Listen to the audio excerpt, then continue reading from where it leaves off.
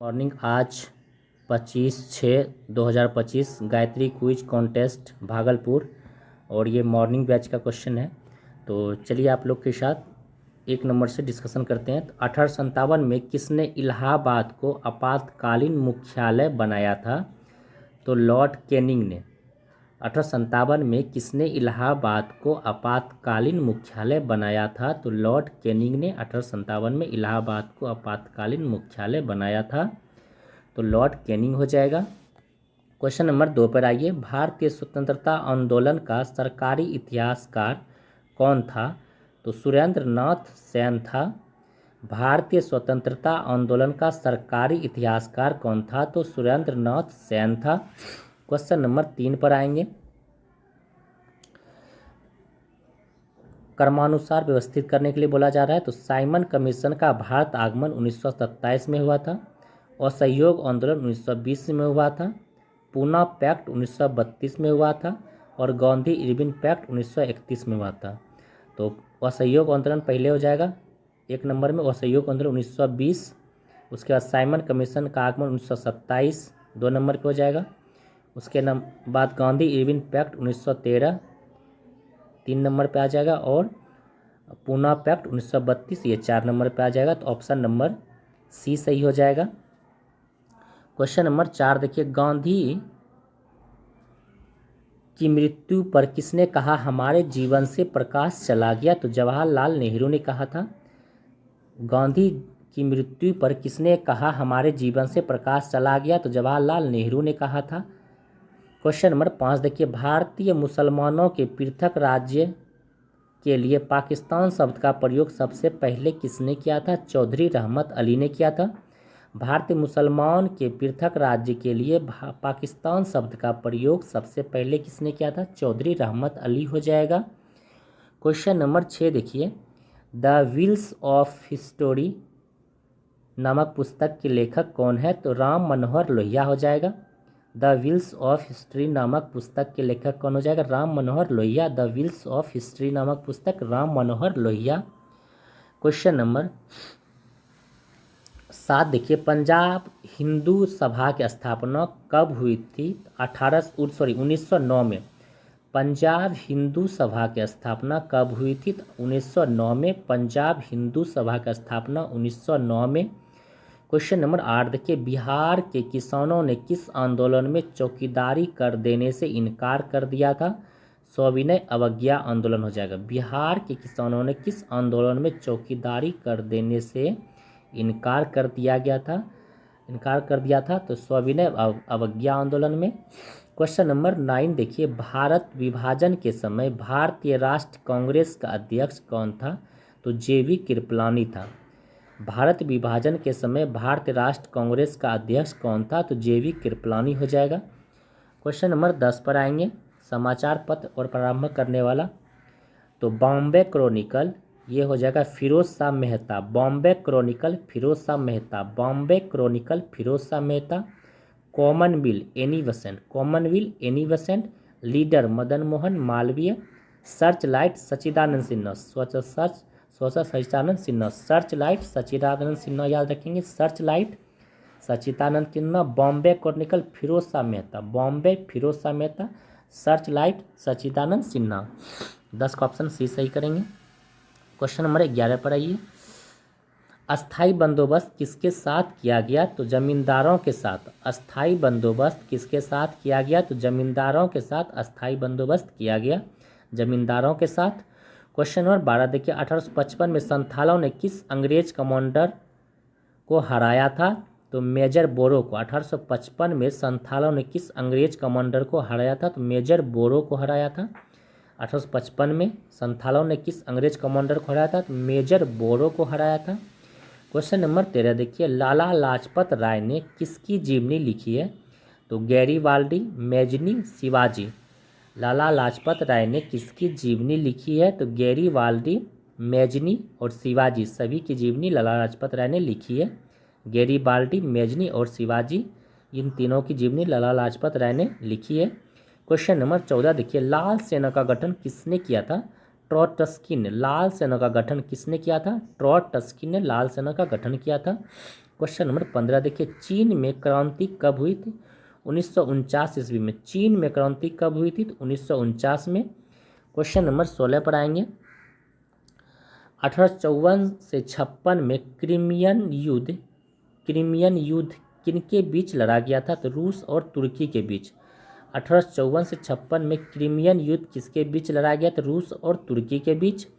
Question number 17 देखिए, 18वीं शताब्दी में किस देश ने जर्मनी पर शासन किया? ऑस्ट्रिया ने। 18वीं शताब्दी में किस देश ने जर्मनी पर शासन किया? तो ऑस्ट्रिया ने। 18वीं शताब्दी में किस देश ने जर्मनी पर शासन किया? तो ऑस्ट्रिया ने। क्वेश्चन नंबर 18 देखिए, स्वतंत्रता का घोषणा पत्र किसने तैयार किया था? तो थॉमस जेफरसन ने।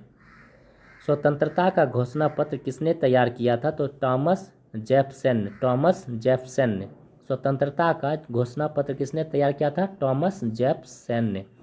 क्वेश्चन नंबर 19 देखिए, बिस्मार्क कौन था? तो ये कूटनीतिज्ञ था। बिस्मार्क कौन था? तो ये कूटनीतिज्ञ था। क्वेश्चन नंबर 20 देखिए, किस युद्ध के बाद जर्मनी का एकीकरण पूरा हुआ? तो सेडन का युद्ध के बाद। किस युद्ध के बाद जर्मनी का एकीकरण पूरा हुआ? तो सेडन का युद्ध हो जाएगा। क्वेश्चन नंबर 21 देखिए, संविधान सभा का प्रथम अधिवेशन कहाँ हुआ था? तो दिल्ली में। संविधान सभा का प्रथम अधिवेशन कहाँ हुआ था? दिल्ली में 9 दिसंबर 1946 को। बढ़िया क्वेश्चन है, ये क्वेश्चन याद रखेंगे। संविधान सभा का प्रथम अधिवेशन कहाँ हुआ? तो दिल्ली में 9 दिसंबर 1946 को। संविधान सभा का प्रथम अधिवेशन कहाँ हुआ था? तो 9 दिसंबर 1946 को टिक करेंगे, दिल्ली में।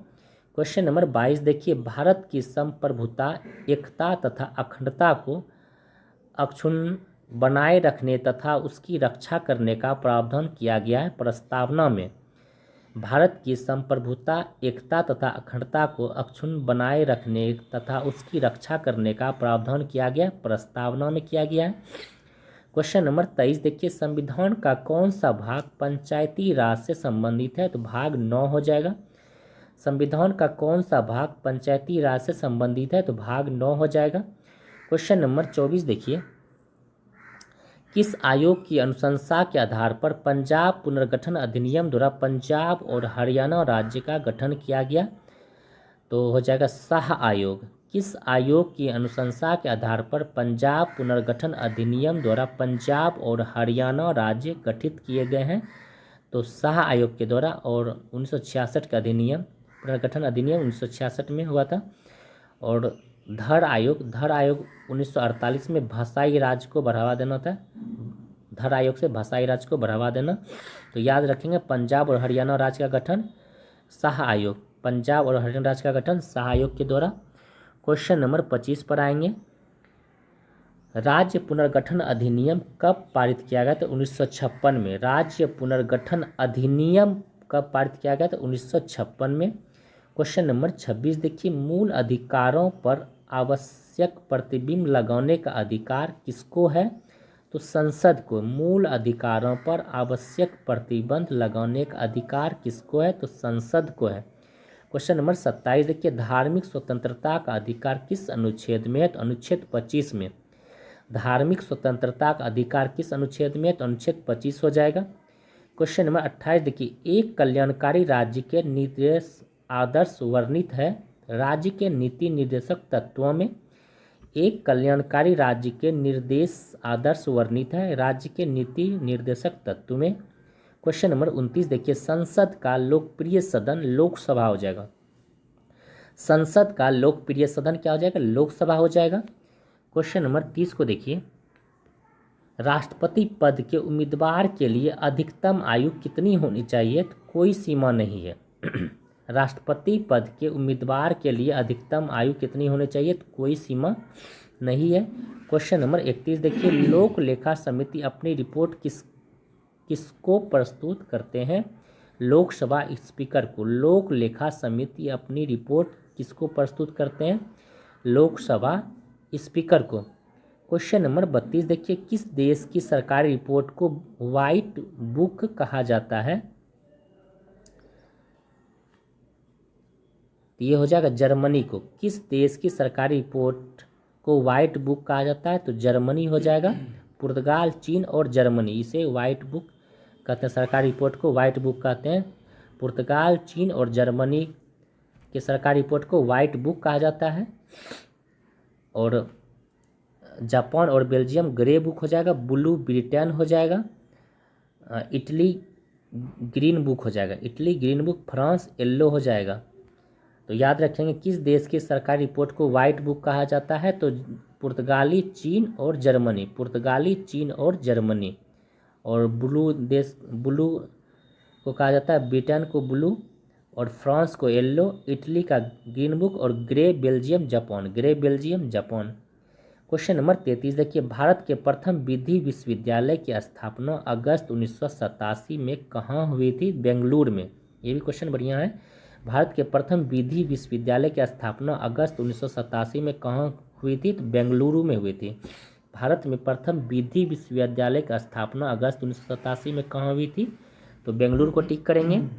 तो क्वेश्चन नंबर 34 पाइए, उच्चतम न्यायालय के न्यायाधीशों की संख्या में वृद्धि करने की शक्ति किसके पास है? तो संसद के पास है। उच्चतम न्यायालय के न्यायाधीशों की संख्या में वृद्धि करने की शक्ति किसके पास है? तो संसद हो जाएगा। क्वेश्चन नंबर 35 देखिए, भारत के प्रधानमंत्री किसके प्रति जवाबदेह हैं? तो लोकसभा के प्रति। भारत के प्रधानमंत्री किसके प्रति जवाबदेह हैं? तो लोकसभा को टिक करेंगे। क्वेश्चन नंबर 36 देखिए, भारतीय नागरिकता नहीं प्राप्त की जा सकती है भारतीय बैंकों में धन जमा करके। भारतीय नागरिकता नहीं प्राप्त की जा सकती है भारतीय बैंकों में धन जमा करके। क्वेश्चन नंबर 37 देखिए, प्रथम लोकसभा की बैठक कब हुई थी? तो 13 मई 1952 को। प्रथम लोकसभा की बैठक कब हुई थी? 13 मई 1952 को टिक करेंगे। प्रथम लोकसभा की बैठक 13 मई 1952 को टिक करेंगे। क्वेश्चन नंबर 38 पे आइए, राज्य सूची का विषय नहीं है, तो सीमा कर राज्य सूची का विषय नहीं है। पुलिस, न्याय, जेल, ये सब राज्य सूची का विषय है। सीमा कर राज्य सूची का विषय नहीं है। क्वेश्चन नंबर 39 देखिए, भारत में वित्त आयोग का प्रमुख कार्य क्या है? ये केंद्र और राज्य के बीच राजस्व का वितरण करना। भारत में वित्त आयोग का प्रमुख कार्य क्या है? तो केंद्र और राज्य के बीच राजस्व का वितरण करना। भारत में वित्त आयोग का प्रमुख कार्य क्या है? केंद्र और राज्य के बीच राजस्व का वितरण करना।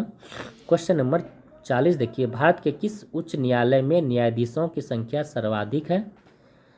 सब संख्या अधिक है, तो इलाहाबाद उच्च न्यायालय में 160 है न्यायाधीशों की संख्या। भारत के किस उच्च न्यायालय में न्यायाधीशों की संख्या अधिक है? तो इलाहाबाद उच्च न्यायालय हो जाएगा। क्वेश्चन नंबर 41 देखिए, निम्न में से कौन सा सौरमंडल का भाग नहीं है? नहीं पूछा है, तो निहारिका नहीं है। निम्न कौन सौरमंडल का भाग नहीं है? तो निहारिका नहीं है। क्वेश्चन नंबर 42 देखिए, किस महाद्वीप में सबसे अधिक देश है? तो अफ्रीका महाद्वीप हो जाएगा। किस महाद्वीप में सबसे अधिक देश है? तो अफ्रीका में 54 देश है, यूरोप में 44 है, एशिया में 49 है, दक्षिण अमेरिका में 12 है। तो किस महाद्वीप में सबसे अधिक देश है? तो अफ्रीका महाद्वीप में सबसे अधिक देश है। किस महाद्वीप में सबसे अधिक देश है? तो अफ्रीका में 54 है। क्वेश्चन नंबर 43 देखिए, डायमंड रिंग की घटना होती है सूर्य ग्रहण के दिन। डायमंड रिंग की घटना होती है सूर्य ग्रहण के दिन। क्वेश्चन नंबर 44 देखिए, कुल अक्षांशों की संख्या कितनी होती है? तो 179। कुल अक्षांशों की संख्या कितनी होती है? 179।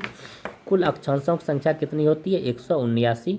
क्वेश्चन नंबर 45 देखिए, विश्व का सबसे ऊंचा ज्वालामुखी पर्वत कोटोपेक्सी कहाँ है? तो इक्वाडोर में। विश्व का सबसे ऊंचा ज्वालामुखी पर्वत कोटोपेक्सी कहाँ है? तो इक्वाडोर हो जाएगा। क्वेश्चन नंबर 46 पर आएंगे, सुमेलित करने के लिए बोला जा रहा है।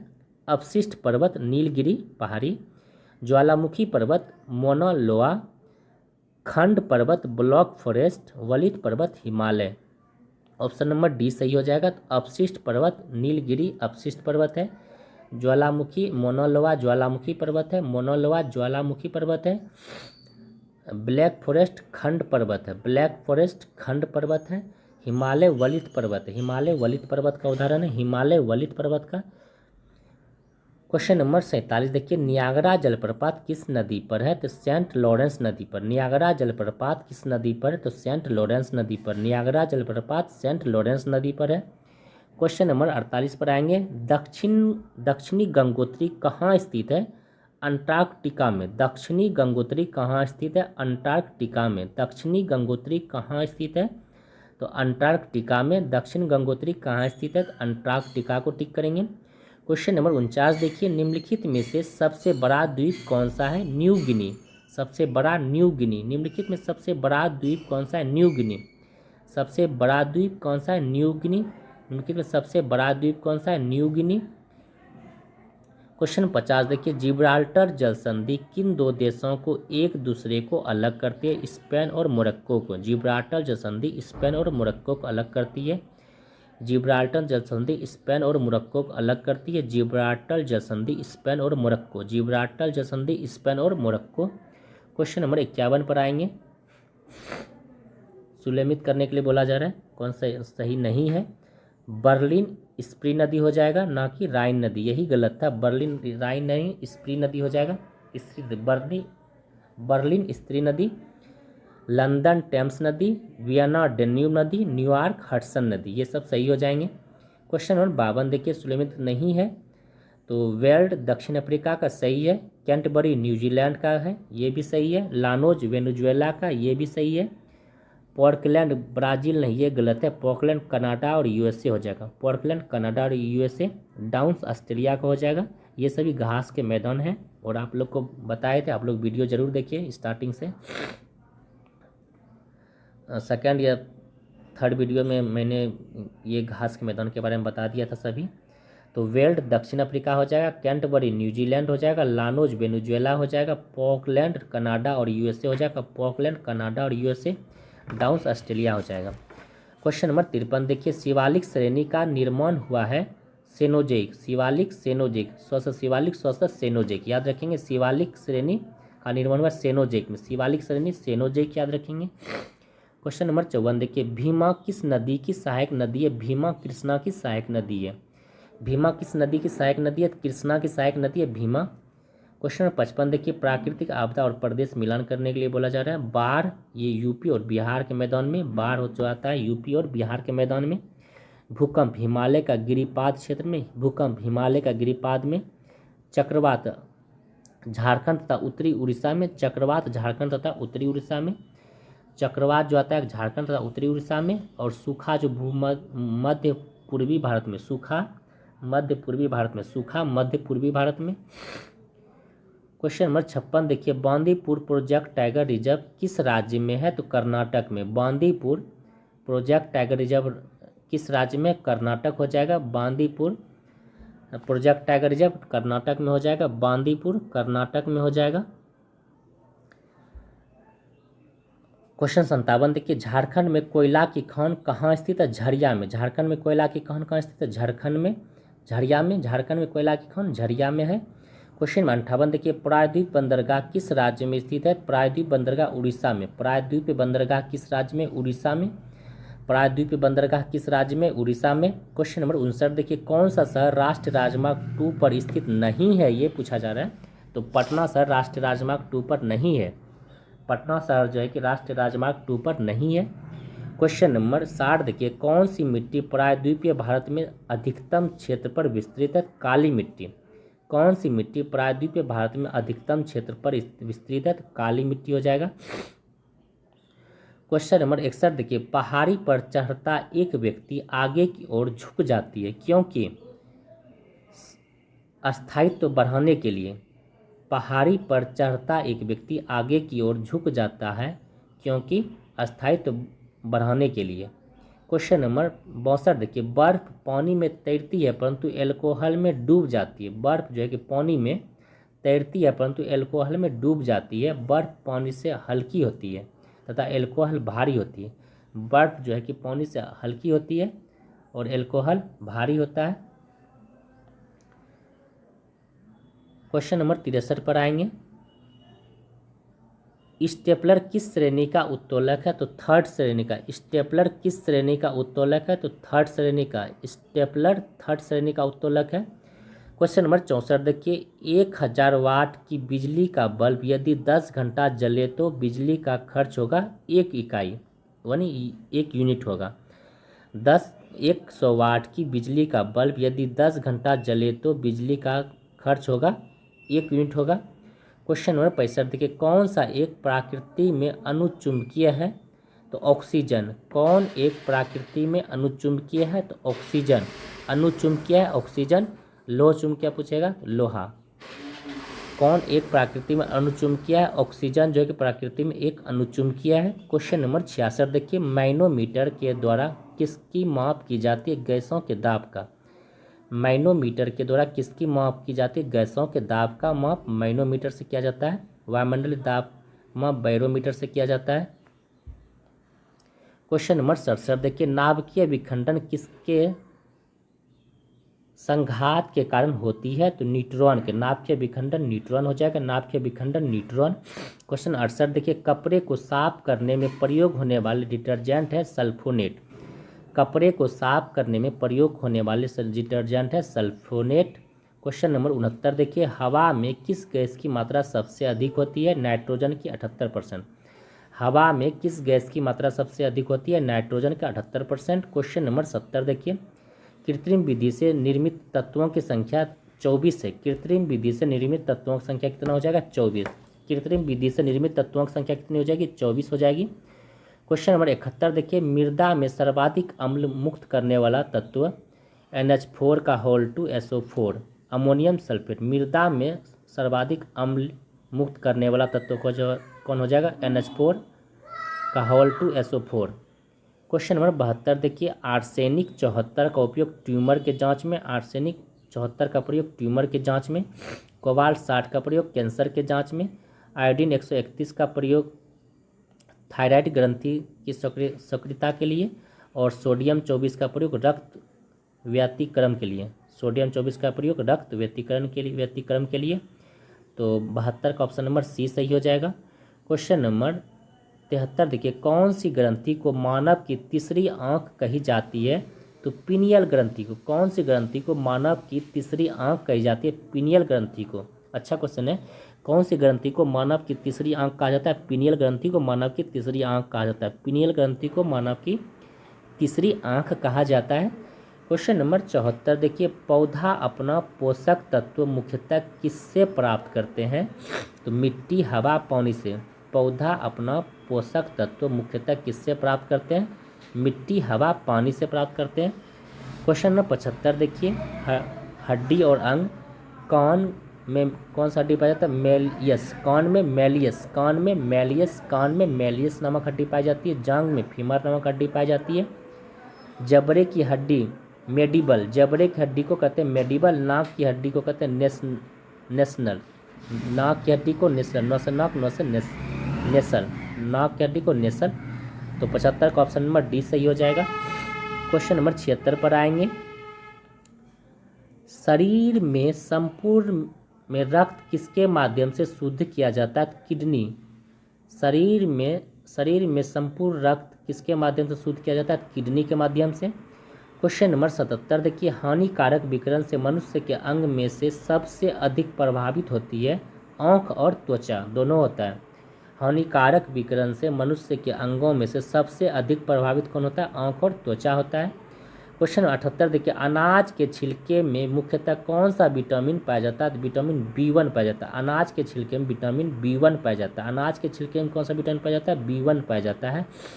क्वेश्चन 79 देखिए, क्रायोजेनिक इंजन का इस्तेमाल होता है स्पेस शटल में। क्रायोजेनिक इंजन का इस्तेमाल होता है स्पेस शटल में। क्रायोजेनिक इंजन का इस्तेमाल होता है स्पेस शटल में। क्रायोजेनिक इंजन का इस्तेमाल होता है। क्वेश्चन नंबर 80 को देखेंगे, कौन सा प्रक्षेपास्त्र वायु से वायु वाला प्रक्षेपास्त्र है? तो अस्त्र हो जाएगा। कौन सा प्रक्षेपास्त्र वायु से वायु वाला प्रक्षेपास्त्र है? अस्त्र हो जाएगा। क्वेश्चन नंबर 81 देखिए, बिहार में कानून द्वारा गौवध किस वर्ष प्रतिबंधित किया गया था? तो 1955 में। बिहार में कानून द्वारा गौवध किस वर्ष प्रतिबंधित किया गया था? तो 1955 में। गौवध पर प्रतिबंधित किया गया तो 1955 में। क्वेश्चन नंबर 82 देखिए, बिहार के किस जिले में सबसे अधिक सोने का भंडारण है? जमुई जिला में। बिहार के किस जिले में सबसे अधिक सोने का भंडारण है? तो जमुई जिला में। क्वेश्चन नंबर 83 देखिए, बिहार का वह कौन सा जिला है जिसमें 2001 और 2011 में क्रमशः सबसे कम ग्रामीण महिला साक्षरता दर थी? तो ये किशनगंज और सहरसा हो जाएगा। बिहार का वह कौन सा जिला है जिनमें 2001 से 2011 में क्रमशः सबसे कम ग्रामीण महिला साक्षरता दर है? किशनगंज और सहरसा हो जाएगा। क्वेश्चन नंबर 84 देखिए, बिहार का सबसे पुराना गिरजाघर कौन सा हो जाएगा? पादरी की हवेली पटना में है। बिहार का सबसे पुराना गिरजाघर कौन सा हो जाएगा? पादरी की हवेली पटना में हो जाएगा। क्वेश्चन नंबर 85 देखिए, आधुनिक बिहार का निर्माता किसे माना जाता है? तो सच्चिदानंद सिन्हा को। आधुनिक बिहार का निर्माता किसे कहा जाता है? सच्चिदानंद सिन्हा को। आधुनिक बिहार का निर्माता किसे कहा जाता है? डॉक्टर सच्चिदानंद सिन्हा को। क्वेश्चन नंबर 86 देखिए, बिहार की रश्मि कुमारी एक है, अंतर्राष्ट्रीय कैरम खिलाड़ी है। बिहार की रश्मि कुमारी एक डैश है, तो अंतर्राष्ट्रीय कैरम खिलाड़ी है। क्वेश्चन नंबर 87 देखिए, भूटान का राष्ट्रीय खेल क्या है? तो तीरंदाजी। भूटान का राष्ट्रीय खेल क्या है? तीरंदाजी। भूटान का राष्ट्रीय खेल क्या है? तीरंदाजी को टिक करेंगे। क्वेश्चन नंबर 88 पर आएंगे, राइडर कप किस खेल से संबंधित है? तो गोल्फ से। Walker cup, circuit cup, Ryder cup, golf से संबंधित। वाकर, सर्किट, राइडर, डनहिल, ये सब कप गोल्फ खेल से संबंधित है। क्वेश्चन नंबर 89 देखिए, सिम का पूरा रूप क्या है? Subscriber identity module. Subscriber identity module. SIM का पूरा रूप क्या है? Subscriber identity module. Question number 90 देखिए, विश्व पर्यटन दिवस कब मनाया जाता है? 27 सितंबर को। विश्व पर्यटन दिवस कब मनाया जाता है? तो 27 सितंबर को मनाया जाता है। विश्व पर्यटन दिवस 27 सितंबर को मनाया जाता है। क्वेश्चन नंबर 91 देखिए, भारत भारती के लेखक कौन है? मैथिली शरण गुप्त। भारत भारती के लेखक कौन है? मैथिली शरण गुप्त। भारत भारती के लेखक कौन है? मैथिली शरण गुप्त। क्वेश्चन नंबर 92 देखिए, DBC राय पुरस्कार किस क्षेत्र में दिया जाता है? तो चिकित्सा क्षेत्र में। DBC राय पुरस्कार किस क्षेत्र में दिया जाता है? चिकित्सा क्षेत्र में DBC राय पुरस्कार दिया जाता है। क्वेश्चन 93 देखिए, वीरगासो किस राज्य का लोक नृत्य है? तो कर्नाटक राज्य का। वीरगासो कर्नाटक राज्य का लोक नृत्य है। वीरगासो कर्नाटक राज्य का लोक नृत्य है। वीरगासो कर्नाटक राज्य का लोक नृत्य है। पूछेगा वीरगासो किस राज्य का लोक नृत्य है? तो कर्नाटक को टिक करेंगे। क्वेश्चन नंबर 94 देखिए, RN मल्होत्रा कमेटी संबंधित है बीमा से। RN मल्होत्रा कमेटी संबंधित है बीमा से। RN मल्होत्रा कमेटी किससे संबंधित है? बीमा हो जाएगा। क्वेश्चन नंबर 95 देखिए, एल्टा विस्टा एक है सर्च इंजन। एल्टा विस्टा एक क्या है? सर्च इंजन है। एल्टा विस्टा क्या? एक सर्च इंजन है। क्वेश्चन नंबर 96 देखिए, हाल ही में विश्व का सबसे बड़ा सफ़ेद हाइड्रोजन भंडार की खोज कहाँ हुई थी? फ्रांस में। हाल ही में विश्व का सबसे बड़े सफ़ेद हाइड्रोजन भंडार की खोज फ्रांस में हुआ है। सफ़ेद हाइड्रोजन भंडार की खोज फ्रांस में हुआ है। क्वेश्चन नंबर 97 देखिए, AI ग्रोथ 3 का अनावरण किसने किया है? एलन मार्क्स ने। AI ग्रोथ 3 का अनावरण किसने किया? एलन मार्क्स ने। क्वेश्चन नंबर 98 देखिए, हाल ही में किस देश ने फेसबुक को प्रतिबंध कर दिया? पापुआ न्यू गिनी ने। हाल ही में किस देश ने फेसबुक को प्रतिबंध कर दिया? पापुआ न्यू गिनी हो जाएगा।